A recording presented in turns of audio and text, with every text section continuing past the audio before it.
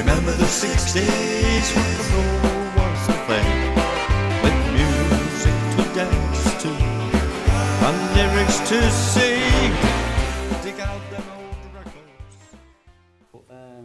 The first thing I want to mention is how easy it was to get a job. A little bit too easy as far as I was concerned, because I'd left school one day, and the next day my main hobby was going train spotting, sitting at what we called the Iron Bridge at Winwick Sidings. And I remember going off to Winwick Sidings. We couldn't afford fizzy drinks and packed lunches in them days, so we used to take a bottle of water and probably 2 jam sandwiches, and that would last us the day. And I remember walking there through the fields and looking up and seeing a skylark singing away in the sky, and I just sort of sat in the grass listening to this, bewitched by the sound of this little skylark in the sky. And then on the way back from spotting at Winwick Quay, I came back and my dad was sat down having his chips for his tea, and he said, "Where have you been today, Jeff?" And I said, "Oh, I've been train spotting at Winwick Sidings. I'm going to go back again tomorrow." He says, "Oh, no, you're not." I said, "What do you mean? No, you're not." I said, "It's summer holidays now. We've got 6 weeks off school." He says, "No, you finished school yesterday." He says, "You better go and find a job. If you want to continue living here, you need to find a job." So he wrote all these names down of Thames Board and all the steel factories and all the places where I could get an apprenticeship. And I made a list out, and the next morning I trudged off down Winwick Road, heading for the first location, which I think was Walker's Brewery or something. And I happened to pass Eddie O'Brien's motorbike shop, and I was fascinated by this little CB92 125 Honda Bentley, which was in the window. And I went in to look at it, and the owner was stood at the counter. And he said, "Can I help you, son?" I said, "Oh, what a fantastic little bike." And without any prompting, I said, "I'd like to be a motorbike mechanic. Can I have a job?" And he says, "Well, what do you know about motorbikes?" I said, "Well, nothing really. I remember fixing a puncture on my dad's Vespa." Oh, he said, "You sound like a bright sort of lad." He said, "Come in 9 o'clock tomorrow morning and let's see how you go on." And I couldn't believe it. I was looking forward to 6 weeks off school, and he ended up with a job the next day. So you could literally just walk in and get a job off the street like that in the 60s. We motorbacking. We're going down the Queen's Highway like a streak of lightning. We motorbacking. I did have a motorbike. I bought it. I bought it off my father. It was a BSA Bantam. But I sold it to my younger brother before I even passed my tests on it, so I never took my tests. I used to drive it with L plates on and take a friend of mine who works in Warrington Market to Liverpool. But when I sold the BSA Bantam to my brother, he wrapped it around a gas lamp. But we still had it in the shed for years. I wish I had it now because it wasn't much wrong with it. I actually did a count once and got to about 105. So it's at least 100 and probably about 110 bikes that I had throughout the period 1963 to 2010.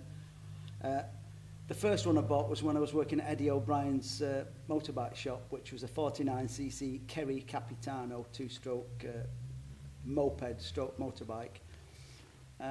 The most I've ever owned at one particular time was 22. And whenever I say to people, "How did you end up with 22 bikes?"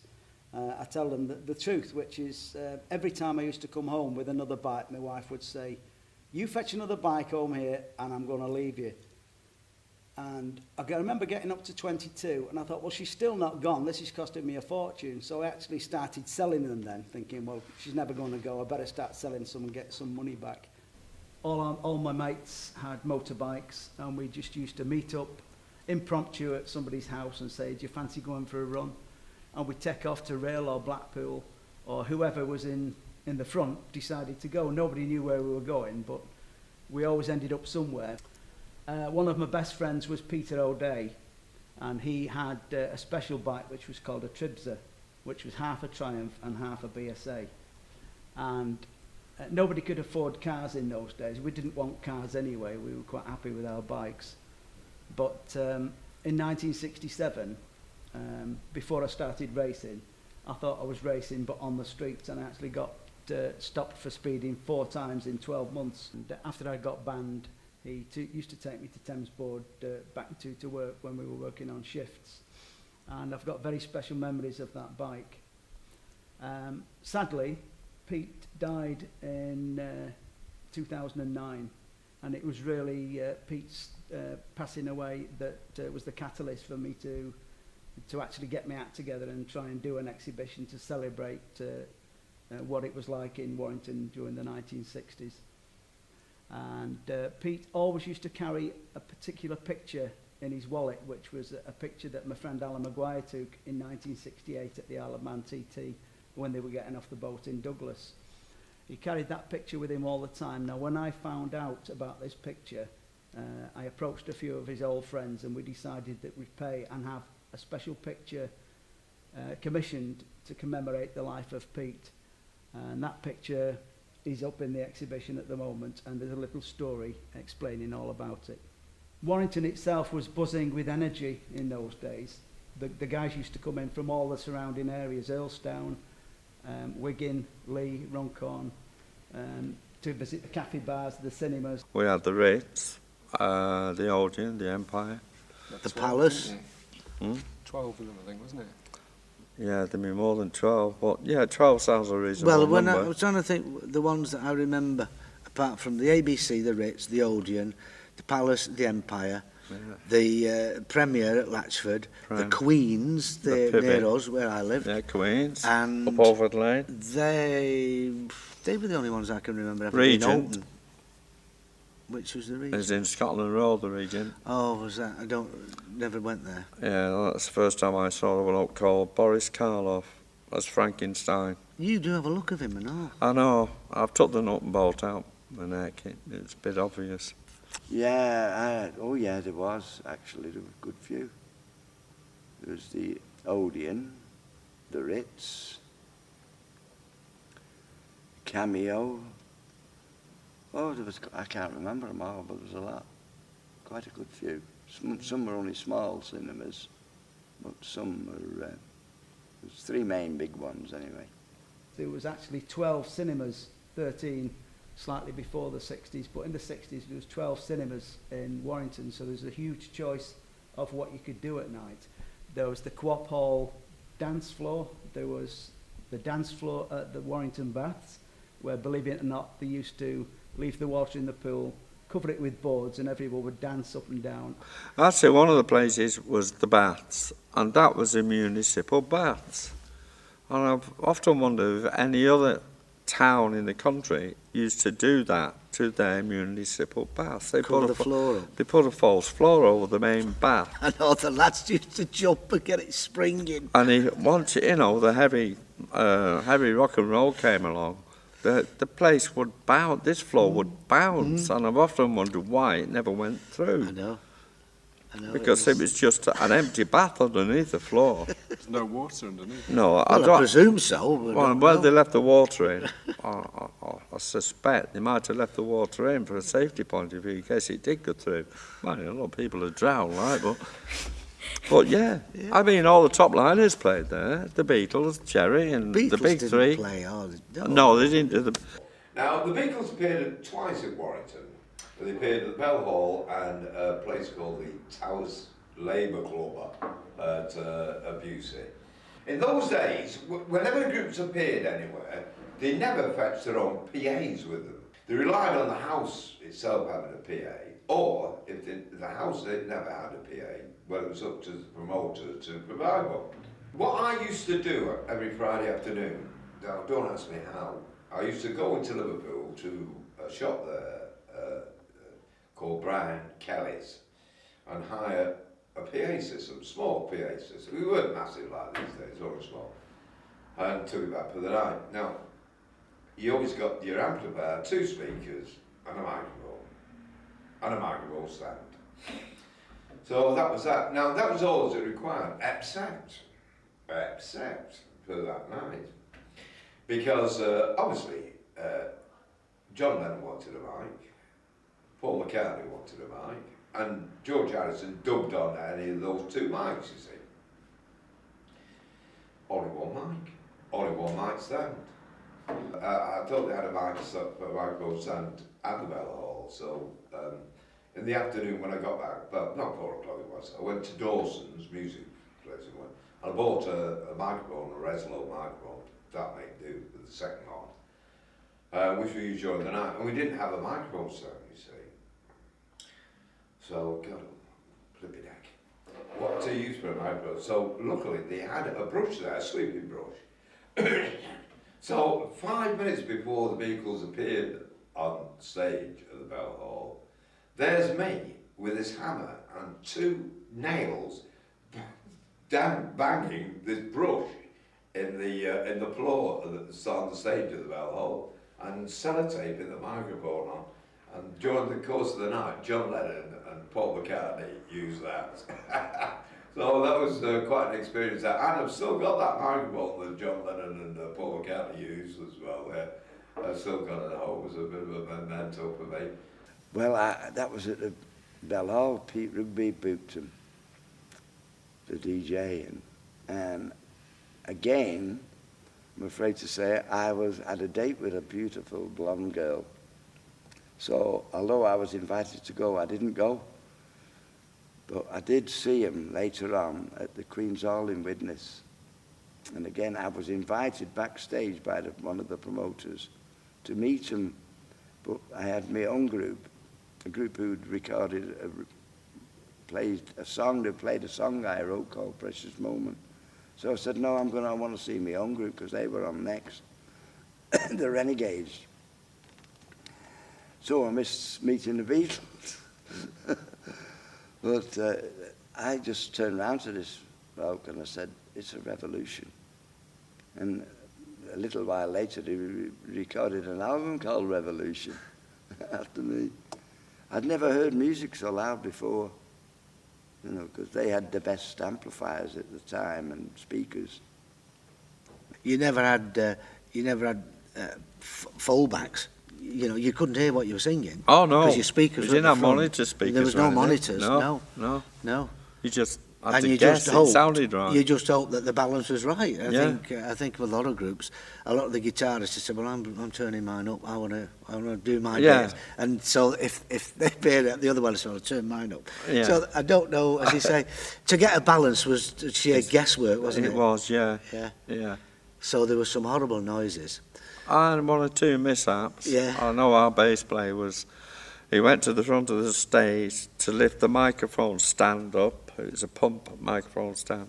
And as soon as he touched the mic stand, he ended up at the back of the stage on his back. He got a shock through causing a circuit through the strings on his bass guitar and the mic stand.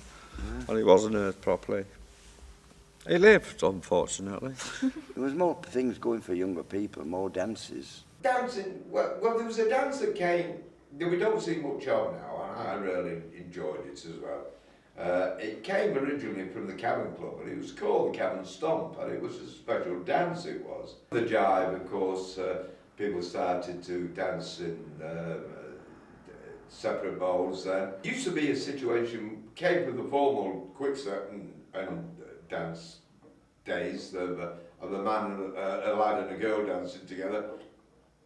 Well, then the situation changed from that to really just the 2 girls dancing together then.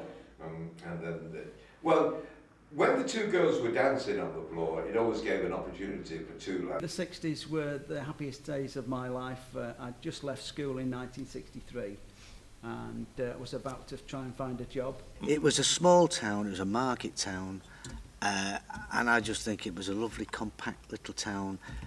And again, at that time, most people knew everybody. You could go in town on a Saturday afternoon, meet up with your mates, where you going tonight. At the end of the night, we'd end up at the Hoagie Wagon.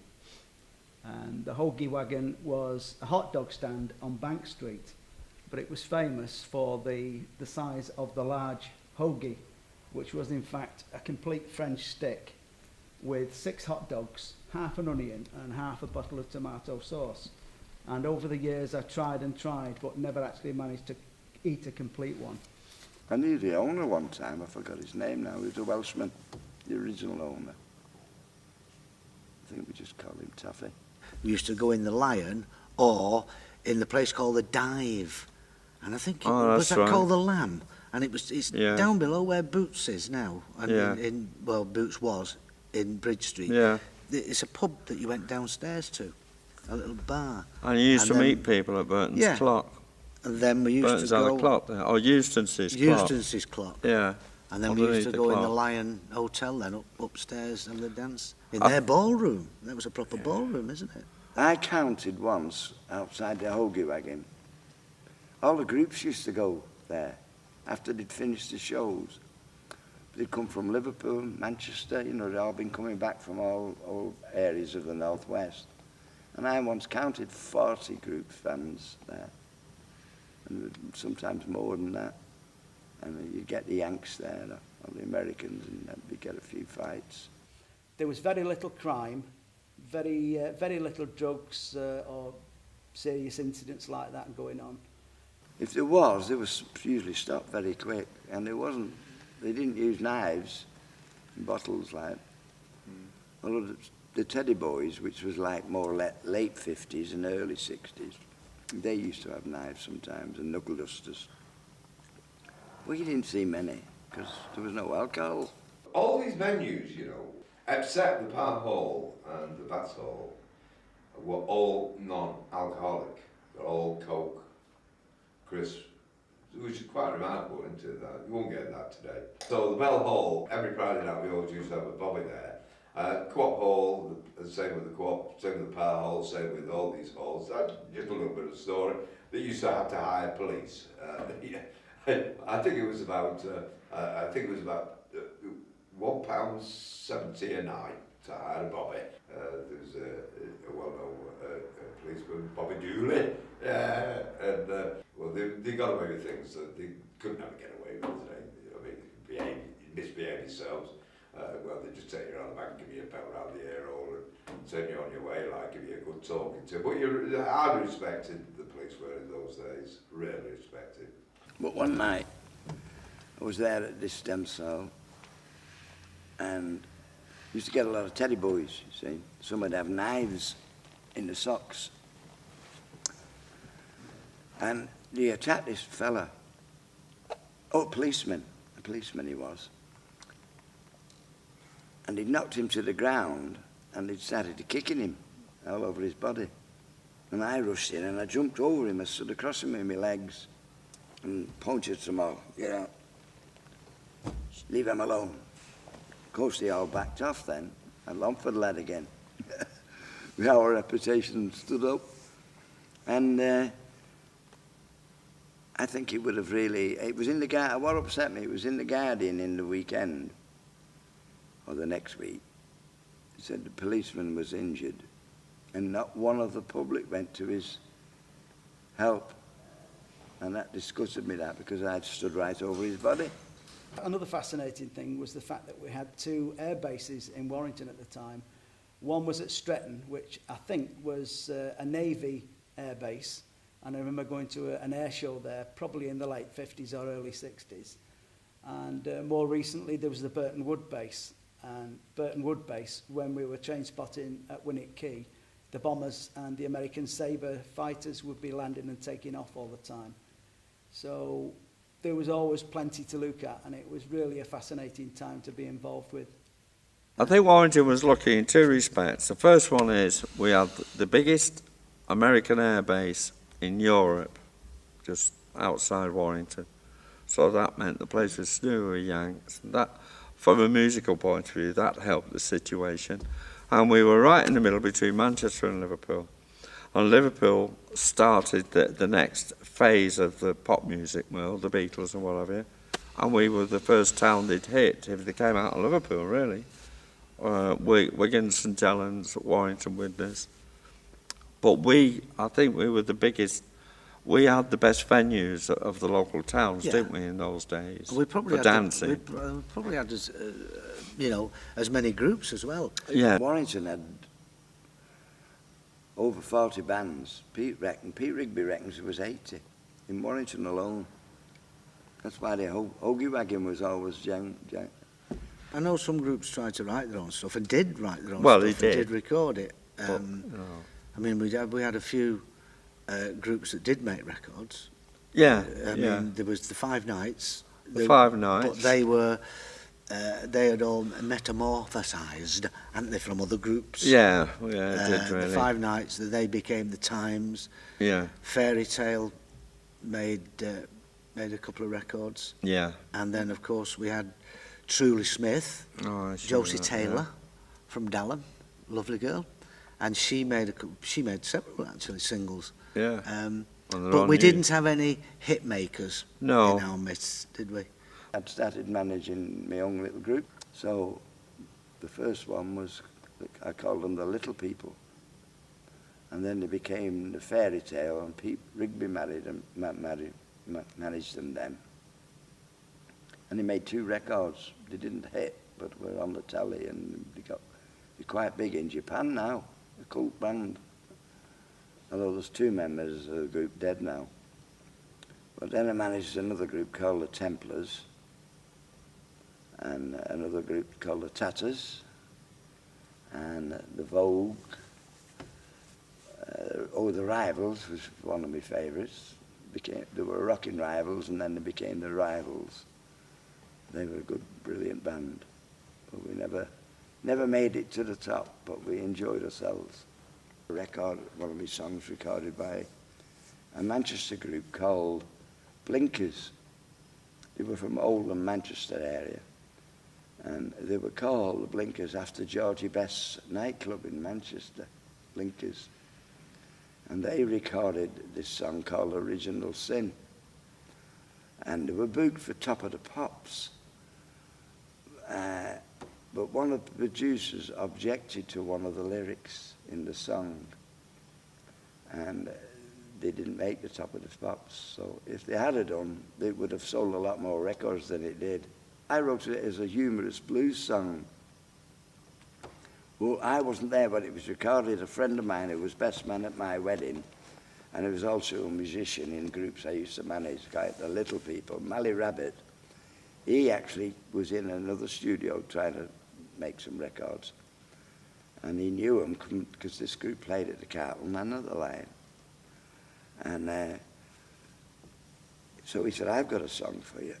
So he more or less sang it to him, the words, and he had them on a piece of paper. So he more or less directed it. But they did it more like a version of House of the Rising Sun and White as Shade of Pale. But I did it with a faster version than the one I wanted it to be. Anyway, I wrote it as a humorous blues song. And it went, ages ago, when the universe began, right here on earth lived an angry young man. He shouted to God, can you hear me up there? Because I'm tired of playing with this shaggy old bear. And that's the word, shaggy old bear, I didn't like. And I said, well, look, bears are shaggy, aren't they? Shaggy bears, you know, they call them shaggy bears. But they didn't have it. Now, we would have got away with that nowadays. And that's why they never made Top of the Pops. But there's a lot more lyrics to it. You know. Yeah. I lived in Longford after I came from Ireland. And I used to manage these young local groups like the Tatters, the Little People, the Templars, the Vogue, quite a few groups, different times. To put adverts in the Warrington Guardian and the personal column, just telling people where the group were playing, like if they were playing at the Co-op Hall. And they always signed it, the Longford Lover, because they're coming from Longford. And I wrote a song called The Longford Lover, and which I sing at parties. And it just grew and grew. People got to know it, and they used to read the adverts out in the bingo hall. And they was asked for my autograph many times. Still do, actually. I'm a crazy man. I get around. Everybody knows I'm a man about town. Now, if you wonder just who I am, I'm the Longford Lover, and I don't give a damn. I don't give a damn. Don't give a damn. The Longford Lover just don't give a damn. I met a little girl round Market Gate. Chatted her up and they made a date. Took her to a dance at the local hop. Then they took her out of sight back at Tombo's shop. Tombo's shop, Tombo's shop. Took her out of sight back at Tombo's shop. I took a little woman, she was a nurse. Her mama didn't like me and her matron did curse. She changed her mind, she changed her style. But the Longford lover wears a secret smile, secret smile, secret smile. The Longford lover wears a secret smile. I met a little girl by Busey Bridge. We went for a walk till we came to a hedge. We spent about an hour down Harley's Lane. I bet she goes back there again, there again, there again. I bet she goes back there again. Now that's for the ladies and Longford lads. They make good mothers and they make good dads. A Latchford lady is never sad when she makes love with the Longford lad, the Longford lad, the Longford lad. She makes love with the Longford lad. Old brood hens and wild young cocks envy me round Latchford locks. For me and my baby are lying by the boats. They scratch around just looking for the oats, looking for the oats, looking for the oats. They scratch around just looking for the oats. I suppose you've heard of the Gaswork Gang. They don't bother me 'cause they know who I am. So don't knock me or you'll discover how many friends has the Longford lover. You'll discover how many friends has the Longford lover. 'Cause I'm a crazy man, I get around, and everybody knows I'm a man about town. Now if you wonder just who I am, I'm the Longford lover and I don't give a damn. Sing it better when I've had a few beers.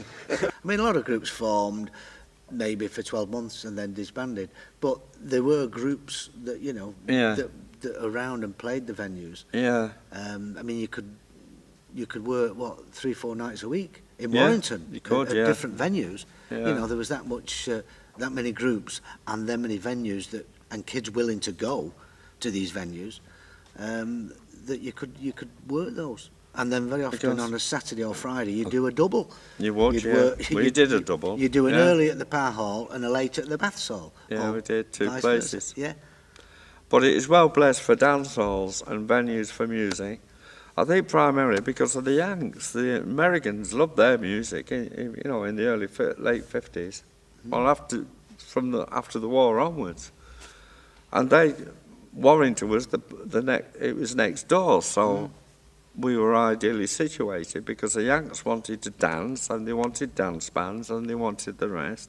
So Warrington was a place to be, and all these dance halls developed because of that. Now, Warrington had its own outdoor swimming pool at one time, and it was at Woolston, and they had a club there as well called the Lido. And they used to have beat dances there, weekly beat dances there, and the very first Warrington group appeared there, the very first. And the very first Warrington group was a group called Ron Pickard and the Rockets. Still going today. Well, the original Co-op Hall is where the Co-op is in Sankey Street, at the top. And then they built a new place on Winnick Road, which is now PLP Motors or Locals. Of course, there was the Baths, the Power Hall, the Bell Hall, and then the Liberal Club in Busey Street, which did have proper dancing, as they said. And then late in the 60s had a spell of being known as the Heaven and Hell Club, and they put groups on there. I never actually went dancing. I thought it was a sissy thing to do. The Power Hall and the Co-op Hall, the Baths Hall, and the Lion and the Carlton Club. Bell Hall, the Bell Hall and St Benedict's Youth Club Hall. That was the same place. And there was loads more. Lots of venues in Warrington then, live music. 4 weeks before Jay and the Pacemakers appeared at the Bell Hall, their record, How Do You Do What You Do To Me, had just been released. And 3 weeks before they appeared at the Bell Hall, they were number 27 in the chart. 2 weeks, they were 14. 1 week before they appeared at the Bell Hall, they were number 7 in the charts. The Friday night they appeared at the Bell Hall, they were number 1 in the charts. I got a phone call at 3 o'clock in the afternoon. Peter, from the caretaker at the Bell Hall. Peter, can you come round? I said, well, what's up? He says there's about 200 kids here at the school playground, and this was at 3:30. So on my bike, down straight down there. And of course they're all school kids. They're all back to school on the Friday afternoon. So that night was absolutely unbelievable. Because, like I say, the place had only hold about 400, we crammed 600 in at the rush. But there was over 1,000 people there, 1,000 kids there. Well, of course, we were number 1 in the charts. What do you want? So, luckily, the evening was a warm evening, and what we did, in all fairness, we couldn't cause problems or anything. What we did, we opened all the doors, all the emergency exits. So, during the course of the night, everybody got to hear them. Oh, wonderful, wonderful, wonderful night. But the Stones thought I owned the Parole. Brian Jones asked me. I said, no, I don't own it. I'm just helping the promoter. And I had a fancy waistcoat on, which an old lady had made me out of a curtain remnant in Gough Avenue in Warrington. And fancy buttons on it. And Brian Jones wanted to buy it off me, but I wouldn't sell it. And while we were talking about that, I was telling him about how I'd helped other groups and comedians get publicity. And he said, we could do with someone like that in our office. And Mick Jagger, who was listening, said, well, if you're interested, just phone our office. But I never did because I was coaching a Warrington girl and I didn't want to go to London. But it was a tremendous show, brilliant. And they were all very polite. There was no big headiness about them, and they were all, nothing was too much trouble for them. They were very, really good. I went into the dressing room while the group was playing, and I found 2 groupies going through the Rolling Stones' clothes. And one had a packet of cigarettes in her hand and a lighter, and I snatched them off and put them in my pocket. But after the show, it was that everybody was grabbing the clothes and trying to, and I had to pull them into the dressing room by the hair, the Rolling Stones. And in all that panic and chaos, I forgot all about the cigarettes, so I kept them. I smoked them in the end, but and I gave the lighter to the woman on with the photograph, Pat Spears, and her husband's on the photograph with me. I became the manager of the Carlton Club, and I was there for a good 5 years or more. Crazy. Well, it used to be really packed. No, more packed than it should have been. And the nicotine used to come off the ceilings on the Fridays, Saturdays. And people, the next day, they'd be going into Bill Medland's office complaining about the stains on the, mainly girls, on the blouses and skirts and things. And he used to say, well, take it to the cleaners and bring me the bill. And that's how we got away with it. The majority of the lads, they like dressing the American system, the American way, especially the hair with the DA at the back. Don't ask me what DA stands for as well. And the big quiff at the front. The early mod scene started then as well. The very early mod scene started in the late 50s. Again, came over from the jazz club from America, the smart, clean-cut suits with the Ben Sherman shirts.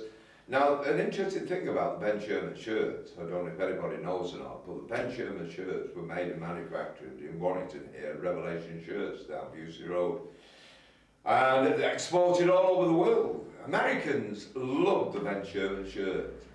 I'm wearing one now. 3-buttoned jacket, a high jacket up there.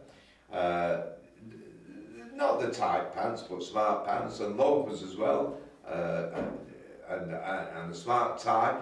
The tie, important as well, was had to be thin, narrow tie, knitted, or a leather tie even as well. On the other side as well, if you wanted to knock up on that side, well, there was the Teddy Boy scene. It just broke out and started up. And of course the Teds with the crepe shoes, to a certain extent a tight trousers, but not too tight. A long jacket, a longish jacket, and the hair all done up as well. It was leather, because of the Beatles. The Beatles wore leather. I used to have, well, I've got an old leather jacket on now. Lots of leather jackets for men anyway. But then the flares come, and I was the first man in Warrington to ever wear flares. And how that came about, sometime when I worked in the drapery department in Sankey Street and Cairo Street, I used to help out in the tailoring department. And when it was short staff, and they had a sale on, and I noticed these big jeans, and they were 22, 24-inch bottoms, really wide of sailors, like sailors. And then they'd never sold them, they had them for years, so they were selling them off cheap. So I bought a pair of them, and I went to the dance at the Co-op Hall, which I was running, comparing. And after the show, well, at half time, all the kids was coming up to me, where have you got them from, where you got from? When I went back to work on a Monday, they sold out by the Tuesday. People were going in and buying them all, because they'd seen me wearing these jeans. And I used to wear other flared pants. And that was before they had them in London. But groups used to see me wearing them. And my cloaks, I wore cloaks 18 to 2 years before they became fashion in London.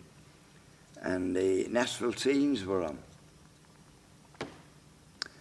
And in the foyer, which we use as a dressing room, part of the foyer, the original foyer, I'd left my deerstalker there, and when after the show, I couldn't find it anywhere. And I watched Top of the Pops on the Thursday night, and the drummer was wearing my deerstalker. So I'd pitched my deer, I never saw it again. It's a true story, that. They used to go all over the place, on trains and taxis, buses, you know, helping to try and get all these groups bookings. Yeah, I used to walk in and knock on these club doors with my cane and all the bouncers used to look at me as though I wasn't right. If I wasn't on my motorbike, which I was most of the time, we were just walking around town, I'd probably think I was quite cool wearing a pair of ice blue denim jeans with 6-inch turn-ups. And that wasn't because I had short legs, which I have anyway, but it was the fashion to have 6-inch turn-ups on your jeans. Either black winkle picker type shoes. If you don't know what winkle picker shoes are, they're about pointed shoes which usually look about 3 sizes too big for your feet. Or I would wear black ankle type boots with a square end. I forget what you used to call those, but it was winkle pickers or the plain ankle boots. Always in black. It was essential to have black and not brown. For a shirt, I'd either have a blue denim shirt, which is what I've got on now, or there was a craze for what they called cheesecloth shirts, which was a sort of bandage or hessian type material. And my shirt was like a 2-tone purple and blue check. And I don't know why, but I've kept it, and it's hanging in my wardrobe ever since the 60s. I think I'm still hoping that they're going to come back in fashion and I can get a bit more value out of it. The fact that I'm like 3 stone heavier than I was in the 60s now and it won't fit doesn't seem to come into my mind, I suppose. Now, as far as the girls was concerned, again, you know, well, you've seen all these shots of the girls from the 60s and the late 50s. Well, everybody dressed just like that when they went out. Because, like I say, all the girls were working as well. There was plenty of money seemed to be knocking about. The smart dress, the flared skirts, and the hair was seemed to be beehive, done up, and makeup had just come on the market as well. So the girls took advantage of the makeup, the heavy makeup as well. We had mascara. because there were so many steel and wire works in Warrington, there was always the smell of the smoke and the smell of the iron and the foundries that was in the air all the time. 60s steam trains were still running, and Warrington had 3 stations, Warrington, Arpley, Low Level, Warrington Banky and Central Station. And so there were steam trains running in all directions, so you had the smoke, the smell of the firebox off the steam trains, and the smell of the actual steam itself.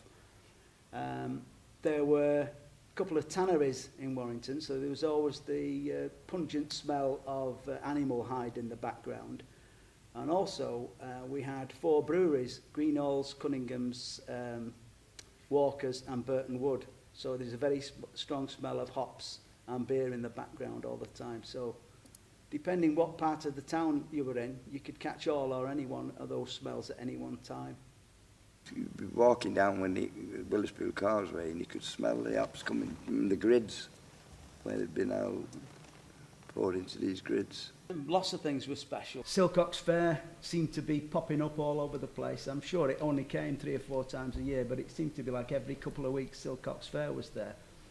And it was in 1965 when it was at the back of the old Spud Market that me and my friend Brian were on the waltzers, and 2 girls were on the next waltzer, and as the waltzers spun back to each other, we both pinched the girls' hats off their heads, and we went out the next day, and eventually we both got married. And even now, 45 years later, we're still married. We've both got 2 boys each. So it was just a fantastic time, free and easy. You could come and go as you please without any responsibilities.